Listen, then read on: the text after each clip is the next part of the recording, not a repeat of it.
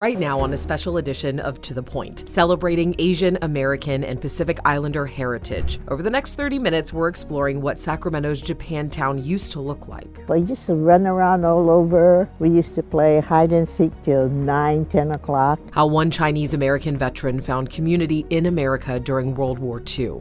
I think young people should learn about history, about war. One group is now creating a cookbook celebrating local families' histories. That is like sharing some of the best parts of the culture. Plus, keeping Filipino culture alive through martial arts. I look at this as my safety. And we're hearing your stories, what it's like to be an Asian American in Northern California. Let's get to the point. Thanks for joining us on To The Point. I'm your host, Alex Bell, and over the course of this show, we're really exploring AAPI heritage and their stories and the challenge to keep culture alive. Here is who we're talking about when we say AAPI. AAPI stands for Asian American Pacific Islander, and it's a distinction representing those whose ancestry and culture come from the Asian continent and the Pacific islands of Melanesia, Micronesia, and Polynesia regions. In 2019, nearly 20 million Asian Americans lived in the U.S. It's the fastest growing racial or ethnic group in the country. And when we start off the show tonight, we're starting off with the darkest periods of the AAPI community in California. Before World War II, California was home to more than 30 thriving Japantowns, but they started to disappear and gentrify when Japanese Americans were placed in internment camps. Right now, only 3 Japantowns remain in California, and now there's an effort to revitalize a bustling Japantown that was once in the capital city. Our Devin Truby has the story tonight.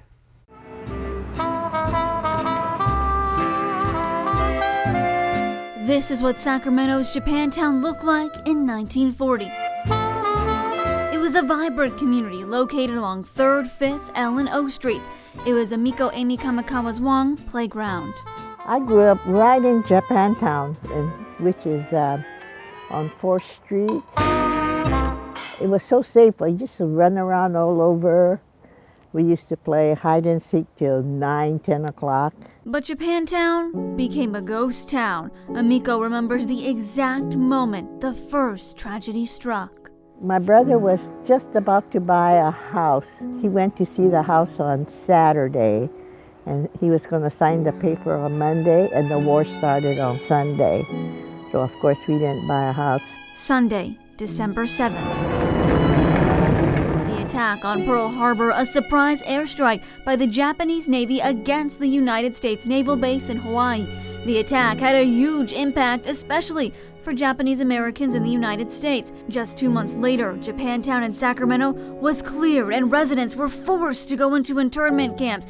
Kiyosato remembers this like it happened yesterday.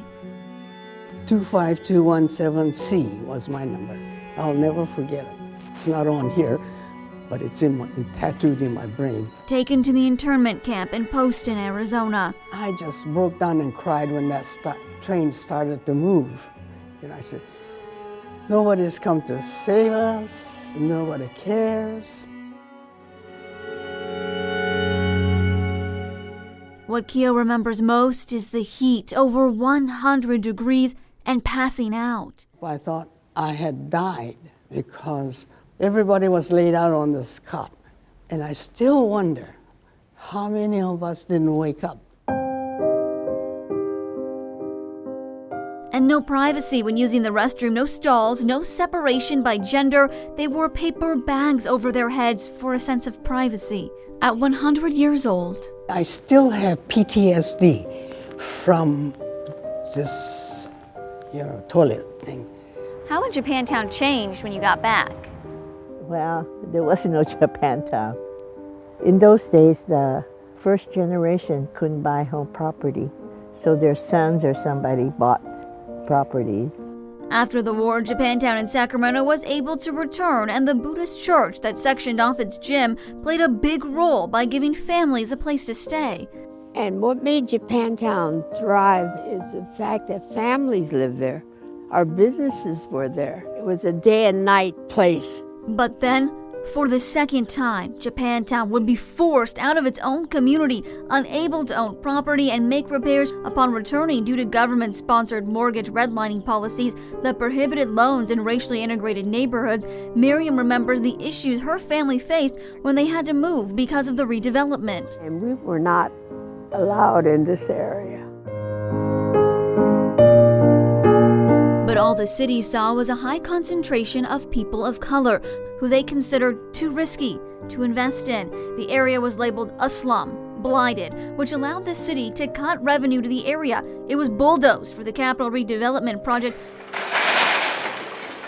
A wrecking ball shattered many cultures, including Japantown, for the Capitol Mall and the area we know today as Doko, and a freeway.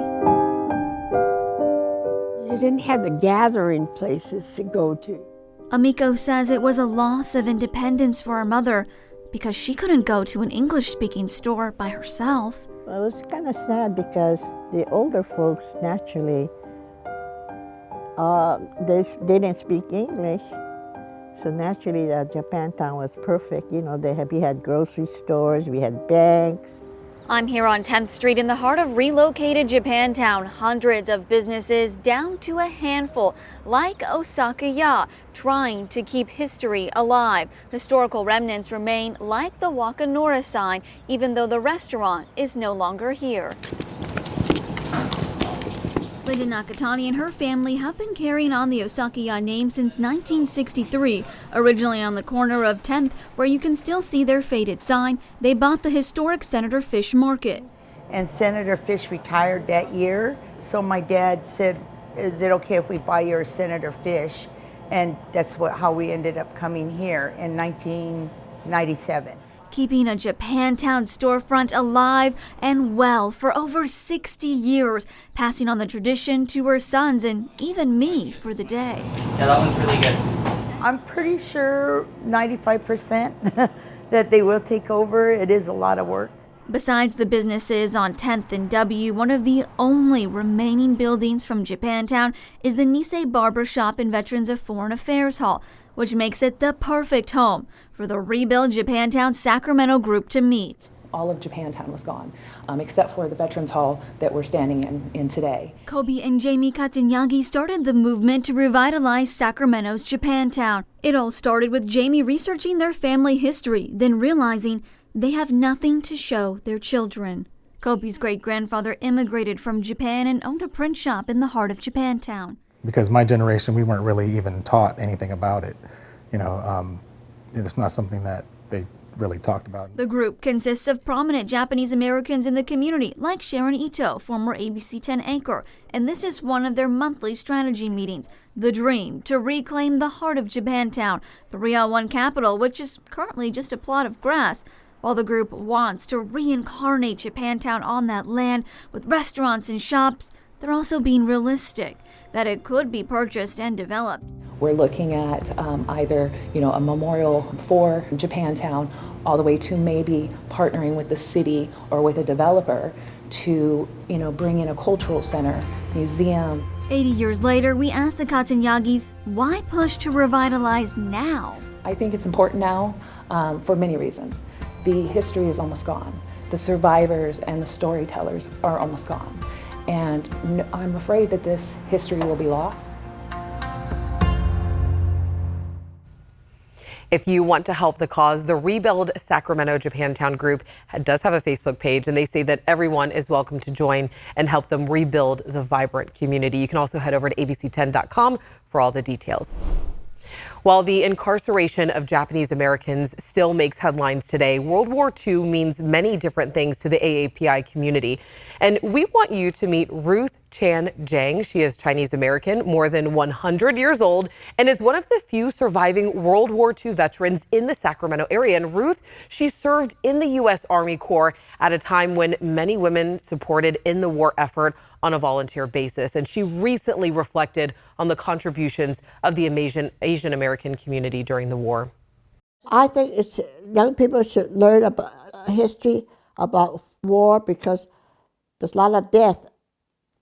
If they can talk first, and then they probably won't be fighting. Ruth, and nearly 200 Chinese American World War II veterans have been identified in the Sacramento area and honored with a Congressional Gold Medal for their contributions and service. You can find more on Ruth on our website, abc10.com. Coming up next, what does being Asian American and Pacific Islander mean to people who live in Northern California? We hear from one person who identifies as Chamorro. And we head to a hidden gem in Stockton that has become an outdoor kitchen to the Hmong community. Yeah, it's like the Asian night market afternoon. We learn about the tasty dishes passed down from generations. We're back after this.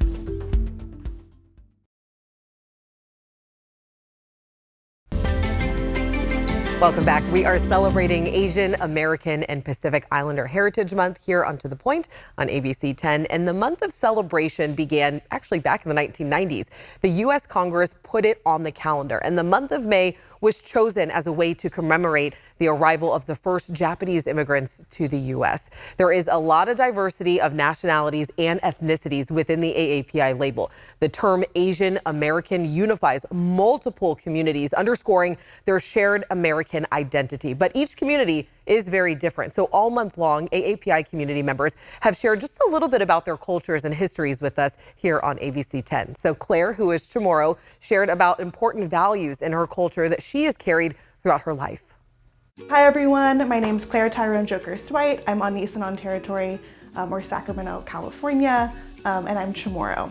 My tata, my mom's father, was in the Air Force, so it's actually really common. A lot of Chamorros come to the mainland, Turtle Island, or United States because they're part of the military to create a better life, for their family and have more economic opportunities. A lot of Chamorros around my age or even older are really taking the time to try to reclaim our culture and learn our language. There's specifically this word tentuli, which means reciprocity. That's just like an upheld value across Chamorros, across Guam and the Northern Mariana Islands, and Chamorros who are here on Turtle Island or the States as well. That value, that reciprocity extends over everything.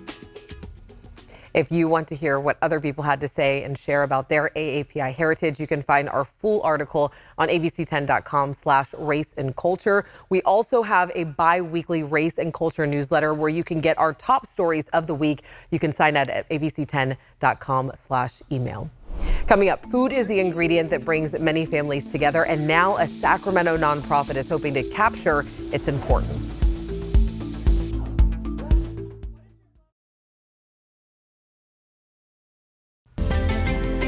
Welcome back. We continue to celebrate Asian American and Pacific Islander Heritage Month right here on To The Point on ABC 10. And there's a hidden gem in Stockton that locals know is the go-to place for inexpensive but very authentic Southeast Asian cuisine. So check this out. This is Angel Cruise Park in Stockton. It has become an outdoor kitchen to the Hmong community who have immigrated here from Cambodia, Vietnam, and more. And they have brought with them tasty dishes passed down from generations for everyone to enjoy. It's like Asian street food, yeah. It's like a neighborhood gathering? Like a neighborhood gathering, yeah. It's like the Asian night market afternoon in Angel Cruise Park in Stockton, California. Stockton residents have been going to Angel Cruise Park for over 3 decades to enjoy this great food. The park is located on Segovia Lane, right off North El Dorado Street. Food sellers are there 7 days a week, usually beginning in the afternoon, and it does get very busy on the weekend, so plan ahead for sure. So food is the ingredient that brings many families together. And now a Sacramento nonprofit is hoping to capture the importance of preserving the Asian and Pacific Islander cultures through food in a new cookbook. ACC Senior Services will be releasing a book that's titled The Foods We Share, The Stories We Tell. And the goal is to bring together all AAPI communities to share their personal home recipes, but also to educate and inspire people that may be unfamiliar with multiple cultures represented in the book. Every ethnic group should do a community cookbook because that is like sharing some of the best parts of the culture. The book will feature around 150 recipes. The cookbook's publication date is set for September 1st, 2023. And when you think of martial arts, you might envision what we see on the big screen, but Filipino Americans in Stockton are hoping to change that perception by educating and preserving their culture by teaching eskrima. It's a form of martial arts that started in the Philippines. Our Jeannie Nguyen shares how eskrima was introduced in Stockton and what is being done to make sure that it stays an important part of the community. This Filipino martial art is not just about weapons, it's about basically angles of attack. It's called eskrima. There, see. And it's an important part of Stockton's prominent Filipino American community. This form of martial arts is ingrained in Filipino culture, and for gurus or instructors like Carlito Bonjoc and Dexter Labanog, it represents their home in the Philippines. The other martial arts, you train empty hand, then you move on to weapons.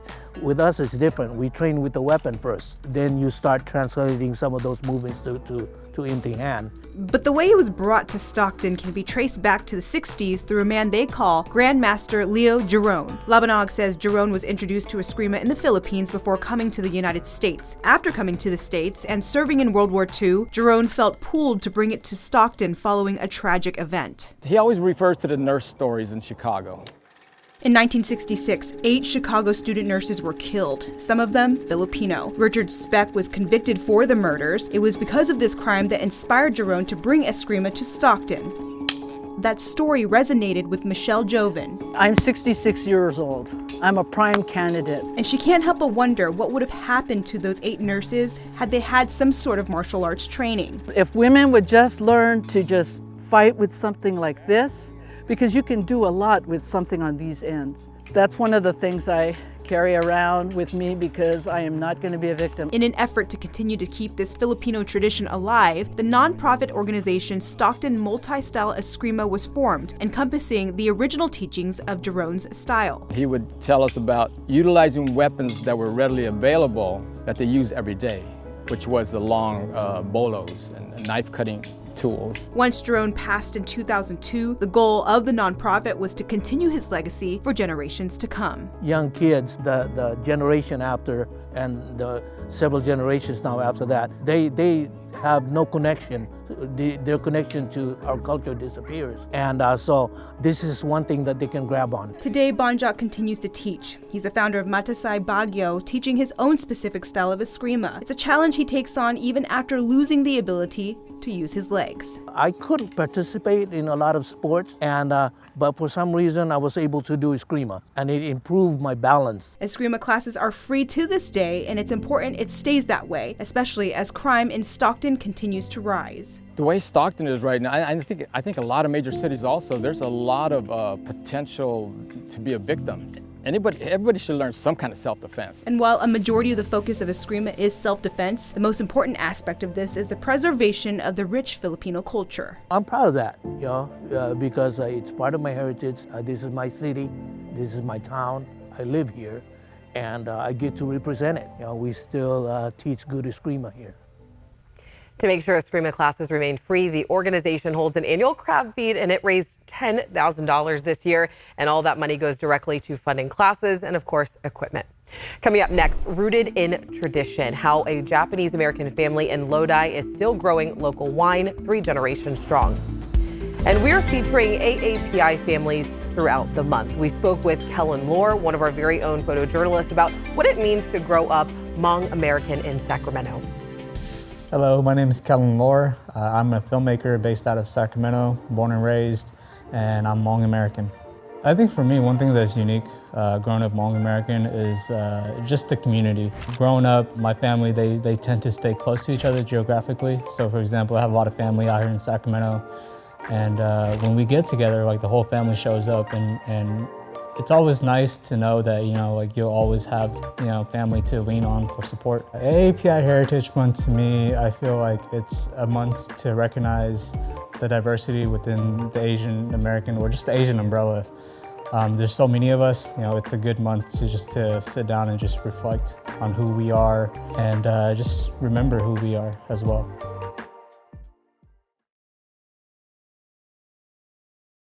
Winemaking is not an industry many minorities have ventured into, but a Japanese-American family is growing their roots in Lodi. They own Mikami Vineyard, and they have been growing wine in the industry in our region for more than 3 generations. to think about what my grandfather had to do to come as a 13-year-old or 14-year-old boy to the United States back in 1896, to what my father had to endure during World War II, and now being able to carry on their tradition of grape growing and now producing wines, it really means a lot to be able to pass that along to my daughter. The Mikami family lost it all after spending time in a Japanese internment camp, but they managed to survive and acquire the land where their family history all stems from. We wish you all a celebratory month. Let us know what's going on in your community, and we hope you have a great night. We'll see you tomorrow.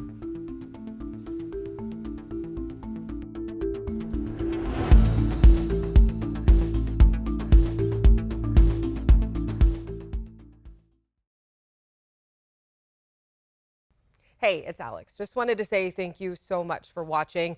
I really love hearing from everyone, and I hope that you'll stay in touch.